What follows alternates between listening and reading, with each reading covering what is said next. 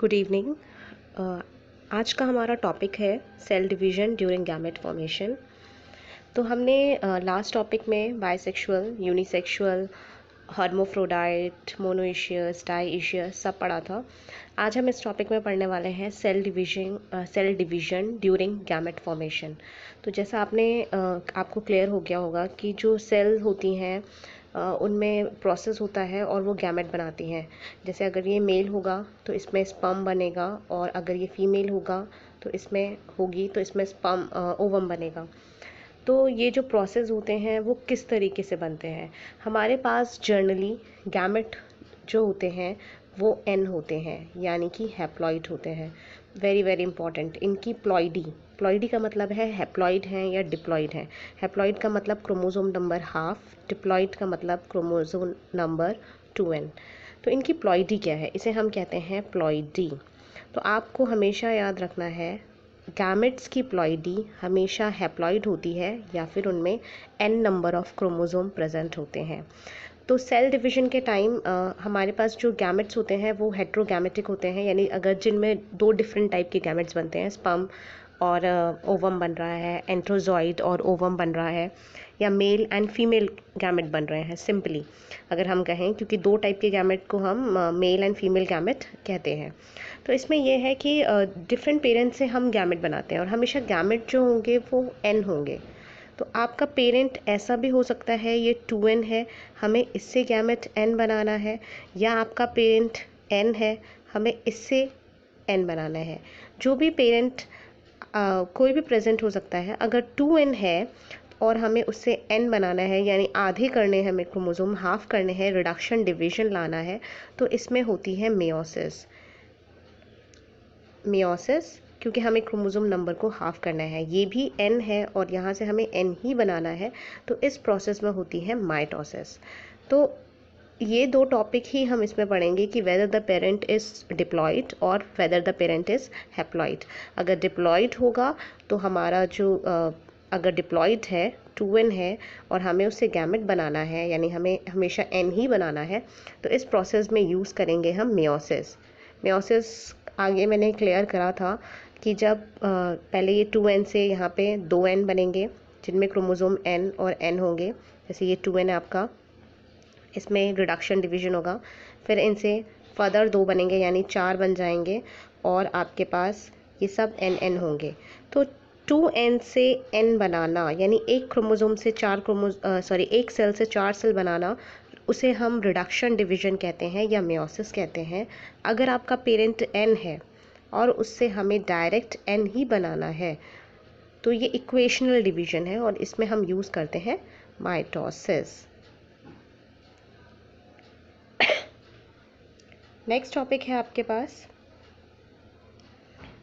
तो यहाँ पे ये दिया हुआ है कि haploid parent produce gamete by mitotic division. Mitotic का मतलब ही होता है माइटोसिस। जब हम इसके संग डिवीजन वर्ड यूज़ करते हैं तो उसे माइटोटिक कहते हैं, और सिंपली प्रोसेस बोलते हैं तो माइटोसिस बोलते हैं। और डिप्लॉइड जो पेरेंट होते हैं वो मियोसिस से गैमेट बनाते हैं, उसको हम मियोटिक डिवीजन बोल सकते हैं या मियोसिस बोल सकते हैं। मैं एक और बार क्लियर कर देती हूँ दोनों प्रोसेस। अगर पेरेंट डिप्लॉइड है, 2n है, और उसे अपना गैमेट n बनाना है, तो यहाँ पे मियोसिस होगी, साथ में उसे हम मियोटिक डिवीजन बोल सकते हैं। Meiotic division. यही चीज़ अगर आपका पेरेंट हैप्लॉइड है और उससे हमें गैमेट बनाना है n, और ये भी होगा n, तो इसमें हमारे पास होगा माइटोसिस, या सिंपली आप इसे माइटोटिक डिवीजन भी बोल सकते हैं। तो पेरेंट हैप्लॉइड भी होते हैं, पेरेंट डिप्लॉइड भी होते हैं। पेरेंट हैप्लॉइड किस किस में होते हैं, यहाँ पे दिया हुआ है। पेरेंट मोनेरा, फंजाई, एल्गी, जितने भी लोअर प्लांट्स होते हैं वो सब हैप्लॉइड होते हैं, और इन सब में माइटोटिक डिवीजन से ही गैमेट बनता है। और जितने भी हायर एनिमल्स हैं, जितने भी हायर प्लांट्स हैं, जैसे कि आपके पास टेरिडोफाइट, जिम्नोस्पर्म, एंजियोस्पर्म, ये डिप्लॉइड होते हैं, और इनमें मियोसिस से या फिर मियोटिक डिवीजन से गैमेट बनता है। तो गैमेट हमेशा हैप्लॉइड होगा। पेरेंट डिप्लॉइड भी हो सकते हैं, पेरेंट हैप्लॉइड भी हो सकते हैं।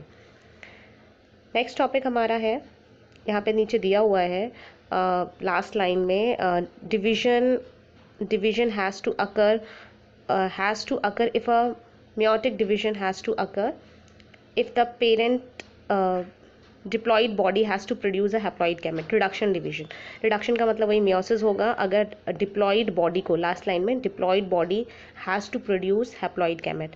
अगर 2n है उससे हमें n बनाना है तो उसके लिए हमें रिडक्शन या फिर मियोसिस करानी होगी और इसी को मियोटिक डिवीजन कहते हैं। नेक्स्ट टॉपिक है आपके पास ये डायग्राम्स, मैंने आपको लास्ट लेक्चर में बोला था, इनमें देख लीजिएगा। अगर आपने नहीं देखे हैं तो मैं बता देती हूँ। यहाँ पे 10 से लेके 11 सेगमेंट में मिलती हैं टेस्टिस और 11 और 12 में मिलते हैं सेमिनल वेसाइकल। सेमिनल वेसाइकल जो होते हैं ये इम्पॉर्टेंट ऑर्गन्स होते हैं मेल में, जो स्पर्म को नरिशमेंट और स्पर्म में बहुत सारी चीज़ों को एडप्ट करने के लिए रिस्पॉन्सिबल होते हैं। तो यहाँ पे 10 और 11 में आपको मिलेंगे टेस्टिस और 11 एंड 12 में मिलेंगे सेमिनल वेसाइकल। एक बार आप 11th की बुक देखिए, उसमें लेबल किया हुआ है चैप्टर 7 में, तो क्लियर हो जाएगा। नेक्स्ट इसी में फीमेल जो होती हैं वो होती हैं आपके पास 13th सेगमेंट में। ओवरी जो होती है वो प्रेजेंट होती है 13 सेगमेंट में और इसका जो पोर यानी कि जहाँ से एग निकलता है वो प्रेजेंट होता है 14th सेगमेंट में। तो आप ये एक बार इसमें दोनों में देख लीजिए अर्थवर्म को। नेक्स्ट आता है कॉकरोच। कॉकरोच जो है ये वाला डायग्राम ये मेल का है। ये जो है ये 4 से लेके 6th में इसकी टेस्टिस प्रेजेंट होती हैं, ये जो यहाँ साइड में ये दिख रही हैं ये वाली, और इधर ऐसे से चेन जैसा बना होगा कुछ। तो ये जो है आपके पास टेस्टिस हैं, ये आपके पास 4 से लेके 6th सेगमेंट में प्रेजेंट होती हैं। और नीचे ये वाला जो है ये फीमेल का है और जो आपको ऐसे स्ट्रक्चर्स दिख रहे हैं ये ओवरीज हैं, ये 2 से लेके 6th सेगमेंट में प्रेजेंट होती हैं। तो ये भी आपको 11th क्लास की बुक में मिल जाएगा। नेक्स्ट आता है ये डायग्राम कारा का है। इसमें ये डायग्राम बहुत बार पूछते हैं कि इसमें मेल कौन सा है फीमेल कौन सा है। अगर आप याद करना चाहें तो आप याद कर सकते हैं। फीमेल को ऊपर रहना चाहिए, हमारी सोसाइटी में फीमेल को ज़्यादा जगह देनी चाहिए, हाईएस्ट पोजीशन मदर की होनी चाहिए, और नीचे मेल।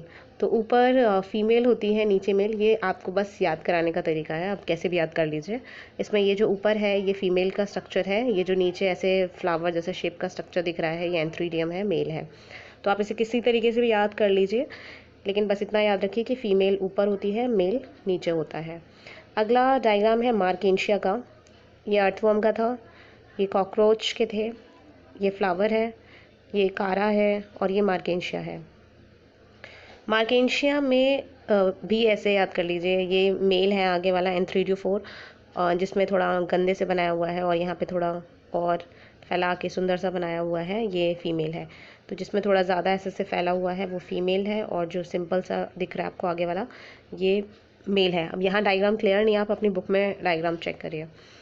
नेक्स्ट आता है, इसमें नीचे एग्जांपल दिया हुआ है, ये बाइसेक्सुअल है क्योंकि इसमें मेल एंड फीमेल दोनों प्रेजेंट हैं, और ये यूनिसेक्सुअल है क्योंकि मेल और फीमेल कॉकरोच अलग अलग हैं। आपने 11th में पढ़ा होगा, इनके नीचे एनल सिर की प्रेजेंट होती है, एनल कॉर्डल स्टाइल प्रेजेंट होती है, दो ये जो प्रेजेंट होती है इससे पता चल जाता है हमें ये मेल है। और फीमेल में ऐसा कुछ नहीं होता, सिर्फ एनल सिर की प्रेजेंट होती है, कॉर्डल स्टाइल प्रेजेंट नहीं होती है।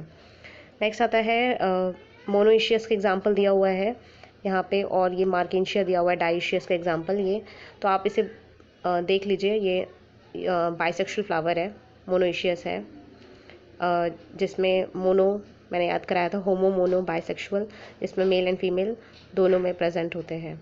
तो ये डायग्राम्स के नीचे दिए हुए हैं, आप इसे एक बार चेक कर लीजिए, लेकिन यहाँ लेबल ज़रूर कर लीजिए क्योंकि 11th क्लास नीट के लिए ये बहुत इंपॉर्टेंट है कि मेल सेगमेंट कौन से में होता है, फीमेल सेगमेंट कौन से में होता है। नेक्स्ट आते हैं आपके पास ये वाली टेबल, इसमें नंबर ऑफ क्रोमोसोम्स बताने हैं। ये जो मियोसाइट्स होती हैं, मियोसाइट का मतलब होता है गैमेट मदर सेल। ये जो मियोसाइट्स होती हैं, जैसे ये 2n है, ये मदर सेल है और ये मियोसिस में जाएगी और ये n बनाएगी, तो इस सेल को हम मियोसाइट बोलते हैं, या फिर हम इसे सिंपली गैमेट मदर सेल भी बोल सकते हैं। तो गैमेट मदर सेल को ही मियोसाइट कहते हैं और हमेशा मियोसाइट 2n ही होती है। यहाँ से आपके पास ये जो बन रहा है इसे आप मियोसाइट नहीं कहेंगे, सिर्फ आप 2n जिनमें 2n क्रोमोसोम होता है उन्हें ही हम मियोसाइट कहते हैं। Meiocyte are the gamete diploid gamete mother cell which undergo meiosis and produce haploid gamete. Meiocyte 2n वाली मदर सेल होती हैं जो मेयोसिस में जाती हैं और गैमेट फॉर्म करती हैं, और जो गैमेट होता है वो हैप्लॉइड होता है। तो इस टेबल में आपको यहाँ पे नंबर ऑफ़ क्रोमोसोम बताने हैं कि गैमेट में कितने होंगे, और अगर ये मियोसाइट में इतने हैं तो अगर मियोसाइट 46 है तो गैमेट का हाफ कर देंगे तो इसमें 23 आ जाएंगे। अगर कहीं पे 23 दिया हुआ है उसका हमें डबल कर देंगे तो हमारा मियोसाइट आ जाएगा। तो आप ये टेबल फिल कर लेंगे। और इसमें सबसे इंपॉर्टेंट है ऑफिक्लोसम ऑफ फर्न, क्योंकि इसमें बहुत ज़्यादा 630 का आपको डबल करना है, उतने क्रोमोसोम होंगे उसके मियोसाइट में। तो इस पूरी टेबल में सबसे ज़्यादा क्रोमोसोम नंबर ऑफियोग्लोसम अफर्न के ही हैं। तो ये बहुत इजी है, कुछ डिफ़िकल्ट काम नहीं है, ये आप खुद कर सकते हैं। तो इसीलिए मैं आपको बस एक एग्जांपल और बता देती हूँ। जैसे हाउस फ्लाई में यहाँ पे 12 है तो इसका हाफ कर दीजिए, यहाँ 6 आ जाएगा, और यहाँ 21 है तो इसका डबल कर दीजिए, 42 यहाँ पे 42 यहाँ आ जाएगा। तो आप इस टेबल को फिल कर लेंगे। नेक्स्ट टॉपिक है आपके पास मियोसाइट। वही चीज़ 2 मार्क्स के लिए बहुत इंपॉर्टेंट होती है, यूटीज़ में टीचर्स ज़रूर पूछते हैं व्हाट इज़ मियोसाइट। तो मियोसाइट इन डिप्लॉयड ऑर्गेनिज्म, ये वर्ड बहुत इंपॉर्टेंट है। जितने भी डिप्लॉयड ऑर्गेनिज्म होते हैं उसमें स्पेशलाइज्ड सेल होती हैं जिन्हें मियोसाइट कहते हैं, या गैमेट मदर सेल भी बोल सकते हैं, जो मियोसिस में जाती हैं। इसके आगे एक लाइन आप और भी ऐड कर सकते हैं, टू फॉर्म गैमेट, जो गैमेट बनाती हैं, टू फॉर्म गैमेट या टू फॉर्म हैप्लॉइड सेल्स। तो ये मियोसिस में जाती हैं, इनमें क्रोमोसोम नंबर 2n होते हैं, फिर ये गैमेट बनाती हैं, उन्हीं को हम मियोसाइट कहते हैं। अगर आपको नहीं समझ आया तो सिंपली ये कोई सेल होगी जो मियोसिस में जाके गैमेट बनाने वाली है, तो ये मदर सेल को ही हम मियोसाइट कहते हैं, और ये हमेशा 2n ही होगी, और ये बनाएगी गैमेट जो कि n होगा। नेक्स्ट टॉपिक है गैमेट ट्रांसफ़र।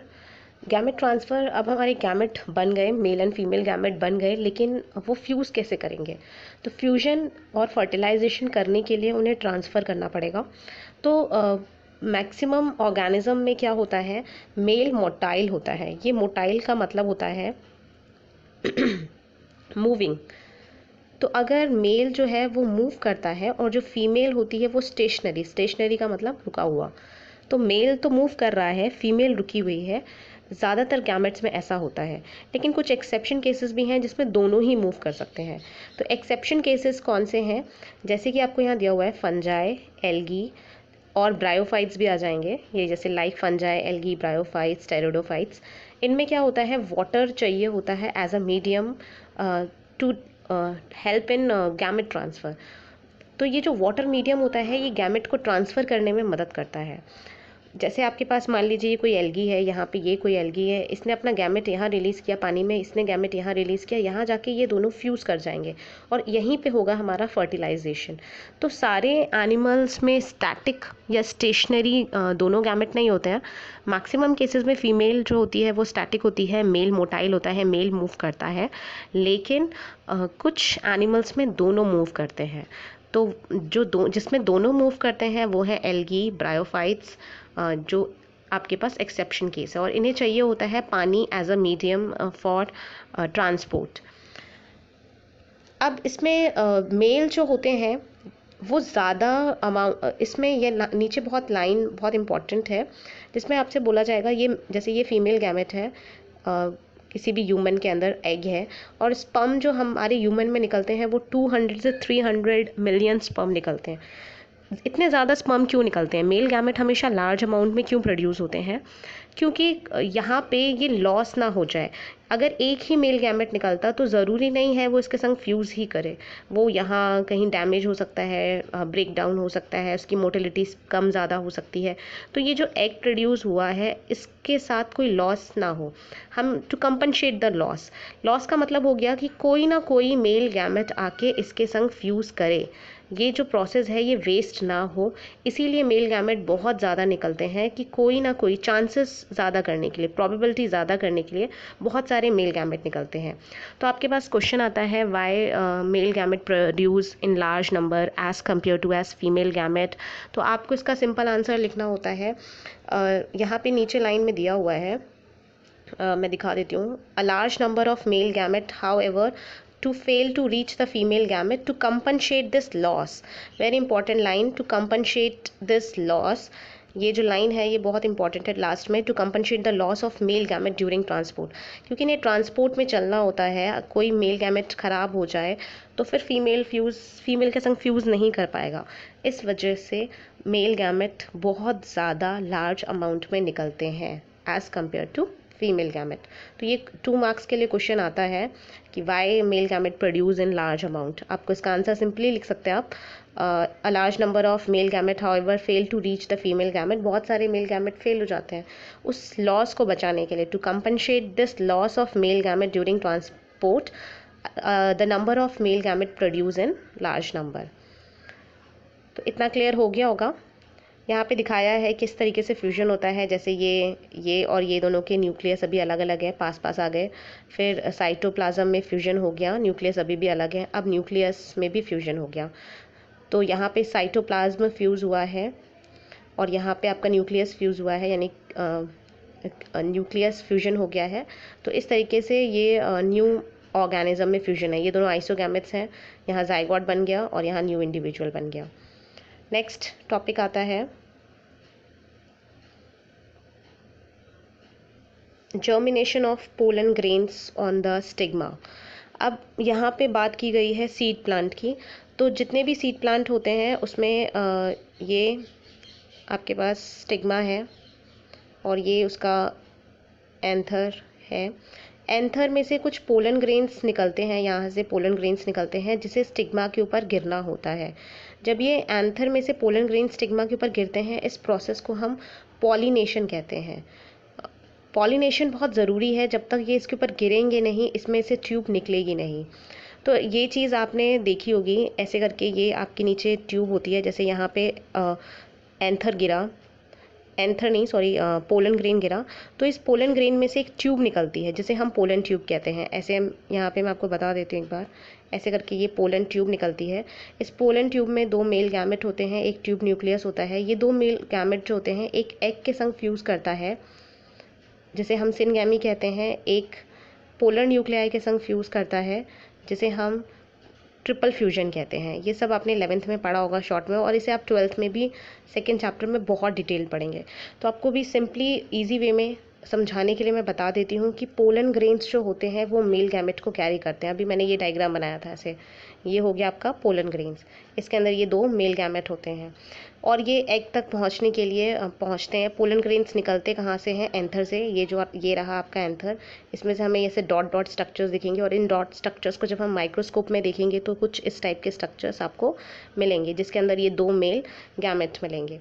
इनसे ही फर्टिलाइजेशन होता है, ये स्टिग्मा के ऊपर गिरते हैं और इससे ही फर्टिलाइजेशन होता है।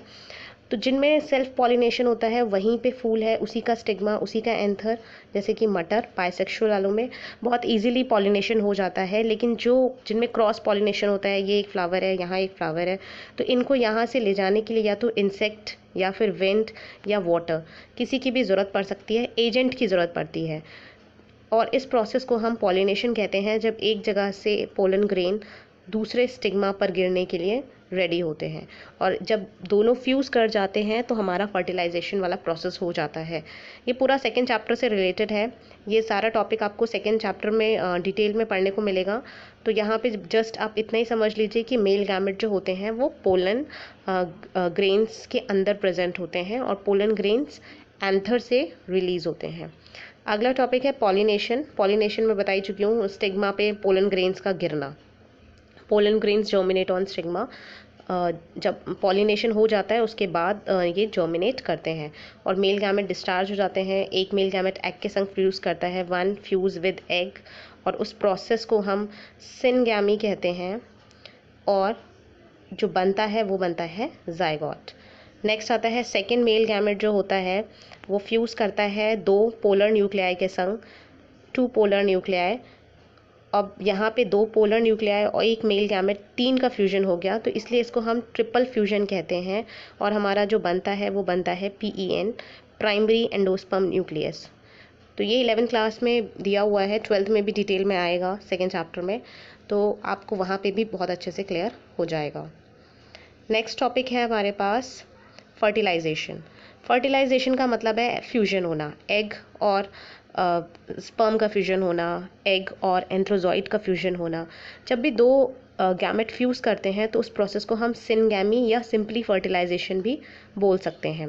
और जब भी फ्यूजन होगा तो हमारे पास जो प्रोड्यूस होगा वो होगा जाइगोट, यानी कि आपके पास जाइगोट यहाँ प्रोड्यूस हो रहा है। इस प्रोसेस को हम फर्टिलाइजेशन कह रहे हैं। यहाँ पर आप एक मेल गैमेट और एक फीमेल गैमेट बना सकते हैं। तो मेल एंड फीमेल गैमेट जब भी फ्यूज़ होंगे उसमें बनेगा आपका जाइगोट।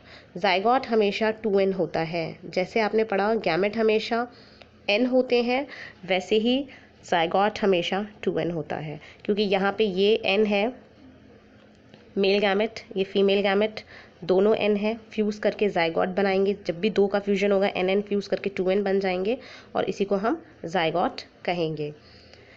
तो सिनगैमी और फर्टिलाइजेशन इंटरचेंज कर लेते हैं हम लैंग्वेज में।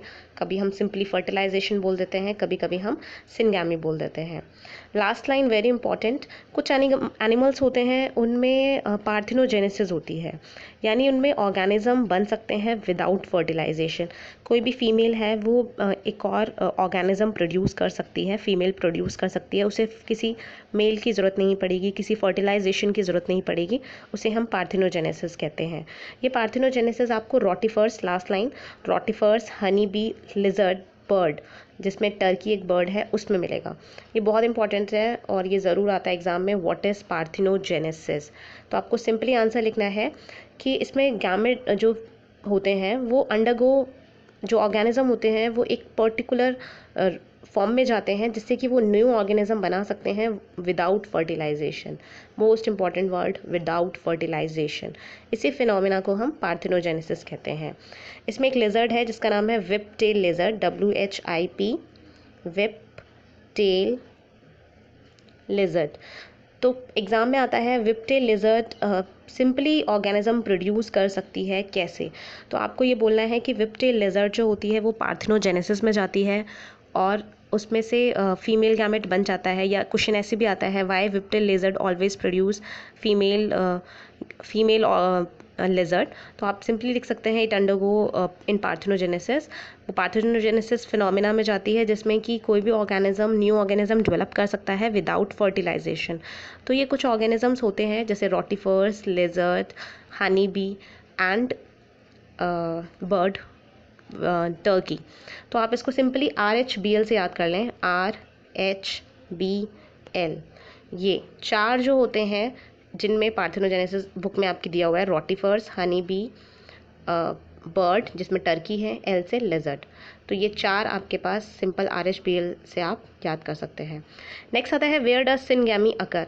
सिनगैमी का मतलब फ्यूजन कहाँ अकर होता है। तो फ्यूजन या तो बॉडी के अंदर हो सकता है या बॉडी के बाहर। जैसे ह्यूमन के अंदर, बॉडी के अंदर, फीमेल बॉडी के अंदर फ्यूजन होता है। जो स्पर्म होते हैं वो फीमेल बॉडी के अंदर जाते हैं, वहाँ जाके फ्यूज़ करते हैं।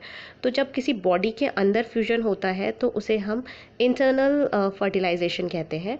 और यही चीज़ अगर बाहर है, जैसे भी हमने पढ़ा कि वाटर, स्पर्म और एंथ्रोजॉइड एग जो है पानी में रिलीज़ कर दिए, पानी में फ्यूज़ हो रहे हैं, तो उसे हम एक्सटर्नल फर्टिलाइजेशन कहते हैं। तो बॉडी से बाहर, आउटसाइड द बॉडी, यहाँ पे मैं लिख दे रही हूँ आउटसाइड। अगर ये आउटसाइड द बॉडी है तो हम उसे एक्सटर्नल फर्टिलाइजेशन कहेंगे, और वो इनसाइड द बॉडी है तो उसे हम इंटरनल फर्टिलाइजेशन कहेंगे। तो एक्सटर्नल फर्टिलाइजेशन में ज़्यादा नंबर सिंक्रोनी की बहुत ज़रूरत होती है। सिंक्रोनी होता है एक साथ। जैसे आपने देखा होगा कि आर्मी में जब हम परेड देखते हैं तो उनके हाथ जो होते हैं वो बहुत सिंक्रोनाइज्ड फॉर्म में मूव करते हैं, हाथ या पाँव। तो सिंक्रोनी का मतलब होता है एक साथ रिलीज़ होना। जैसे यहाँ पे अगर ये कोई ऑर्गेनिज्म है, एल्गी है, यहाँ पे ये कोई और ऑर्गेनिज्म है, या फ्रॉग है, सिंपली हम ले लेते हैं फ्रॉग। ये कोई फ्रॉग है मेल, ये कोई फ्रॉग है फीमेल। तो इन दोनों ने अपने ऑर्गेनिज्म ने अपने एग इन्होंने एग रिलीज़ किए, यहाँ से स्पर्म रिलीज़ हुए, तो ये दोनों जो है वो एक संग निकलेंगे। अगर ये जनवरी में रिलीज़ कर रहा है, ये फरवरी में रिलीज़ कर रहा है, तो फ्यूजन कैसे होगा? इनका टाइम बहुत फिक्स होना चाहिए, एक साथ ही रिलीज़ करने चाहिए, तभी जाके फ्यूज़ होंगे। आप 1 घंटा भी अगर आगे पीछे रिलीज़ हो रहे हैं तो ज़रूरी नहीं है वो फ्यूज़ हो, क्योंकि इनका एक टाइम पीरियड होता है जब तक ये कैपेबल होते हैं फ्यूजन करने के लिए। तो ऐसे ऑर्गेनिज्म में जिनमें एक्सटर्नल फर्टिलाइजेशन होता है, ये ऑर्गेनिज्म एग्जिबिट करते हैं ग्रेट सिंक्रोनी। सिंक्रोनी का मतलब एक साथ, to release their gamete, synchrony between their sexes and release large number of gamete. इन्हें बहुत सारे गैमेट प्रोड्यूस करने होते हैं कि अगर इन्होंने 1000 गैमेट प्रोड्यूस किए हैं तो उसमें से 10 से लेके 15 तो कम से कम सर्वाइव करें, क्योंकि फ्यूजन होने के बाद जाइगोट बन गया, वो भी पानी में ही है, प्रेडेटर खा जाते हैं, छोटे छोटे फ्रॉग बन गए, वो भी बहुत सारी फिशेस का खाना बन जाते हैं। तो इतने सारे रिलीज़ करने पर भी सिर्फ बहुत कम ही सरवाइव कर पाते हैं। तो इसीलिए एक्सटर्नल फर्टिलाइजेशन में गैमेट बहुत ज़्यादा प्रोड्यूस होते हैं, दोनों में, मेल में भी फीमेल में भी, जिससे कि कुछ तो सरवाइव करें। और ह्यूमन के केस में ऐसा नहीं है, क्योंकि इंटरनल फर्टिलाइजेशन है तो एक ही एग निकलेगा और स्पर्म तो बहुत सारे निकलेंगे, लेकिन जो बेबी प्रोड्यूस होगा वो एक ही प्रोड्यूस होगा या 2 होगा अगर कोई ट्विंस हैं। लेकिन इसमें यह है कि सर्वाइवल के चांसेस ज़्यादा है। मदर वार्म, मदर की बॉडी मिल रही है, मदर का पूरा टेम्परेचर मिल रहा है, तो मरने के चांसेस बहुत कम हो जाते हैं। तो यह